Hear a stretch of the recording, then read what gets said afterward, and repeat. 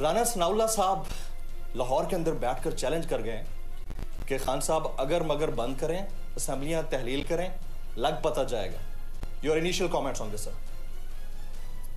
خیر اس آدمی کی تو میں باتوں کا کبھی سیریسلی لیا نہیں ہے کیونکہ ایک بدماش ہے, جرائم پیشہ آدمی ہے. ہم نے جو فیصلہ کیا تھا اپنی اسمبلیز ڈیزالو کرنے کا وہ ہم کریں گے سر, اور وہ ہم کریں گے اپنی میں پارٹی کی مشاورت ساروں کو تیاری کروا رہے ہیں کیونکہ جیسے ہی اسمبلیز ڈیزالو ہوں گی تو 48 گھنٹے کے بعد کیئر ٹیکر سیٹ اپ آ جائے گا, یعنی اس کی نیگوسیشن شروع ہو جائیں گی. تو اس کی پریپریشن کر کے یعنی ایک دم جب ہم فیصلہ کریں گے تو ہماری تیاری ہونی چاہیے اس کے لیے, اور وہ جلدی ہے, وہ زیادہ دیر نہیں ہے. تو ایگزیکٹ ٹائم فریم دے سکتے ہیں یعنی 20th سے 25 دسمبر یا 25 دسمبر سے 31 دسمبر کوئی ایگزیکٹ ایک سپین تو بتائیں گے؟ جمیل اس طرح سمجھے ڈسمبر میں بس ڈسمبر بس فائنل ہے, اس میں آپ نے اسمبلیاں ڈیزالو کرنی ہے. اچھا, دو بھائی ہیں, ایک ہیں چودھری شجاعت صاحب اور دوسرے ہیں چودھری پرویز الہی صاحب. آپ کو لگتا ہے کہ چودھری پرویز الہی صاحب کا آپ کے ساتھ پنجاب میں الائے ہونا اور حکومت بننا بائی ڈیزائن تھا یا ان کی چوائس تھی؟ دیکھیں ان کی کیا پیچھے اس کے ان کی تھنکنگ تھی یا میں اس کا نہیں کہہ سکتا, لیکن ہمیں ایک سچویشن ایسا تھا کہ ہمیں جب جنرل باجوہ نے کہا جی اب عثمان بزدار کو ہٹائیں کیونکہ وہ ویسے ہی ایک بڑی عجیب سی ڈیمانڈ ہے کہ ایک آرمی چیف کہہ رہا ہے ایک پرائم منسٹر کو جو آرمی چیف پرائم منسٹر کے نیچے ہے تو وہ اس کو کہہ رہا ہے کہ اس کو اپنے چیف منسٹر کو ہٹاؤ. پہلے بڑی دیر سے لگے ہوئے تھے کہنے, تو پہلے تو وہ علیم خان کا کہتے تھے. میں ان کو کہتا گیا کہ علیم خان کے اوپر ایک بڑے سیریس کیسز ہیں کیونکہ مجھے ایل ڈی اے والوں نے بتایا کہ اس کی وہ زمین پہ اربوں روپے کی زمین پہ انہوں نے قبضہ کر لیا ناجائز طریقے سے اور پلاٹس بیچ دی ہیں. تو انہوں نے تو ظاہر ہے کہ اگر کسی کے اوپر ایسی ایلیگیشنز ہیں وہ اس کو چیف منسٹر تو نہیں بن سکتا. اور پھر اینڈ میں جب ہم نے کہا ہاں ٹھیک ہے, کیونکہ انہوں نے اتنا زور لگایا, ہمیں اب خطرہ تھا کہ اگر ہماری حکومت اب گرائیں گے تو ہمیں سب کو اندر نظر آ رہا تھا کہ جو اکانومی ہے وہ کسی سے سنبھالی نہیں جائے گی جی. تو ہم نے آخر میں آپس میں ڈسکس کیا, ہم نے کہا ہم کڑوا گھونٹ پی لیتے ہیں, اگر ان کی ڈیمانڈ ہے کہ چیف منسٹر کو چینج کرو تو ہم کر دیتے ہیں کیونکہ اس سٹیج کے اوپر اگر انہوں نے یہ سازش کامیاب ہوئی, گورنمنٹ گئی, اگر ہماری گورنمنٹ گئی تو سنبھالا کسی سے نہیں جائے گا. اور وہ میں نے شوکت ترین کو بھی جنرل باجوہ کو سمجھانے کے لیے بھیجا تھا کہ یہ بڑا کنونس کریں اس بات کہ نہیں کہ وہ جو سارے اکنامک انڈیکیٹرز تھے ہمارے وہ سارے پازیٹیو تھے, لیکن اگر ملک کا سچویشن ایسا تھا کہ ایک دفعہ پولیٹیکل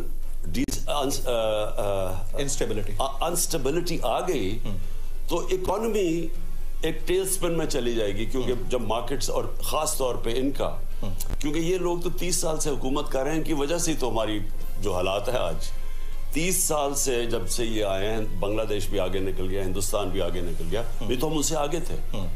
تو اس کی وجہ سے ہم نے فیصلہ کیا کہ اگر یہ کہہ ہی رہے ہیں اب آخر میں ہم پھنسے ہوئے ہیں, تو ہم نے کہا چلیں ٹھیک ہے اسے ہٹاتے ہیں. تو جب علیم خان کا نام لیا تو انہوں نے, ایک علیم خان تھا ایک پرویز الہی تھا, تو علیم خان کا جب نام لیا تو پرویز الہی نے کہا میں تو اس کو سپورٹ نہیں کرتا. تو پھر ہم نے پرویز الہی کو ان کو انوائٹ کیا اور تو یہ سچویشن. تو پرویز الہی صاحب آپ کو لگتا ہے کہ 100% پاکستان تحریک انصاف کے ساتھ لوائل ہیں, جیسا آپ کہیں گے ویسا وہ کریں گے؟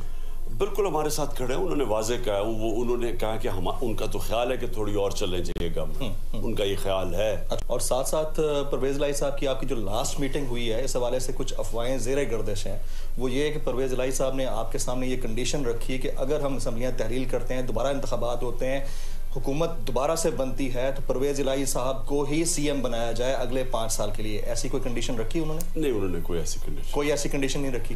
اور ایک اور ذرائع سے مختلف ٹی وی چینلز کے اوپر جنرل باجوہ صاحب کے حوالے سے چل رہی ہے بات کہ آپ انہیں ڈیورنگ پرائم منسٹرشپ باس کہہ کر پکارتے تھے. اس کو ذرا کلیئر کر دیجیے گا کیونکہ آپ نے وہ عثمان بزدار صاحب والی بات تو نہیں مانی ان کی. دیکھیے جو آرمی چیف ہوتا ہے نا وہ پرائم منسٹر کے نیچے ہوتا ہے. ایسا ہی ہے کانسٹیٹیوشنلی. میں ویسے تھے, اور فوج پاکستان کا وہ ادارہ ہے جو انٹیکٹ ہے. سارے یہ جو دو ڈاکو خاندان جنہوں نے ملک کو لوٹا ہے انہوں نے سارے پاکستان کے ادارے کمزور کر دیے.